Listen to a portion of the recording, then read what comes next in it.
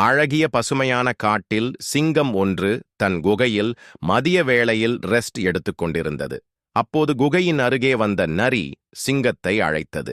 சிங்கராஜா, நான் உள்ள வரலாமா?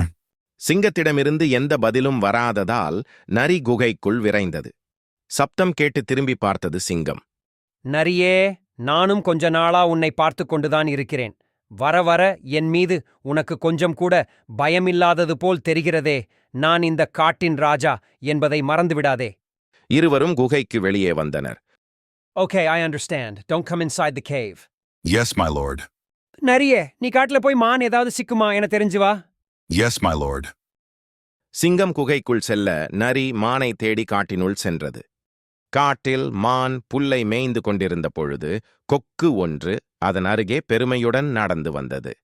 கொக்கை பார்த்த மான், நண்பனே, இன்று நீ மிகவும் பெருமையாக இருப்பது போல் தெரிகிறதே. ஏதாவது அசாதாரணமான வேலையை செய்துள்ளாயா? நான் நிகரற்ற பொறுமையும் கருணையும் கொண்ட பெரிய பறவை.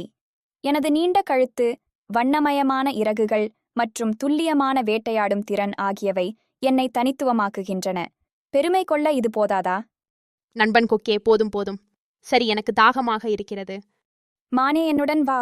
நானும் மீனை பிடிக்க ஆற்றுக்குத்தான் சென்று கொண்டிருக்கிறேன். இருவரும் ஆற்றை நோக்கி நடந்தனர். மானை தேடி காட்டினுள் சென்ற நரி முதன்முதலாக சிங்கத்தை பார்த்ததை நினைத்தது. அந்த காட்சி அதன் மனத்திரையில் ஓடியது. மெல்ல உடல் நடுங்கியது. இரண்டு சிங்கங்கள் ஒன்றுடன் ஒன்று உக்கிரமாக சண்டையிட்ட காட்சியைக் கண்ட நரி பயத்தில் உச்சா போய்விட்டது. அடுத்த நாள் மரத்தின் பின்னாலிருந்து நரி சிங்கத்தை பார்த்தபொழுது அதன் பயம் சற்று குறைந்திருந்தது. அதற்கடுத்த நாள் மிக அருகில் பார்த்தபொழுது இன்னமும் பயம் குறைந்திருந்தது. பின் மெல்ல மெல்ல பயம் குறைந்து கொண்டே வந்தது.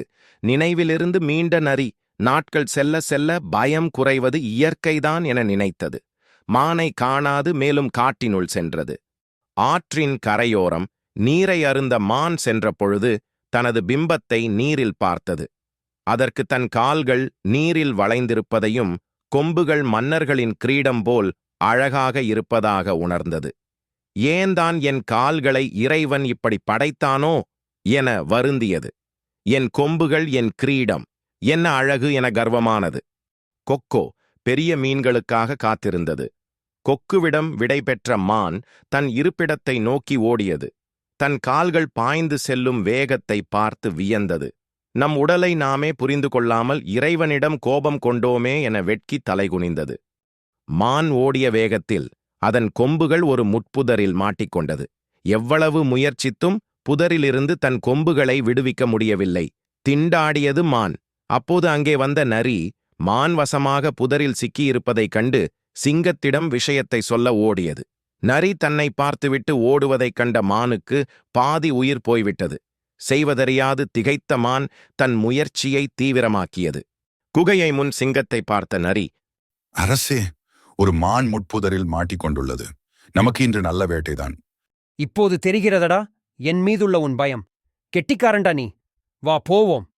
சிங்கம் அருகே வரவும் மான் கொம்புகள் புதரிலிருந்து விடுபட தப்பி குதித்து ஓடிய மான் காட்டினுள் மறைந்தது.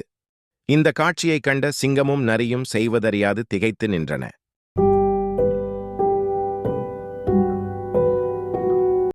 Hello, if you like it, please subscribe.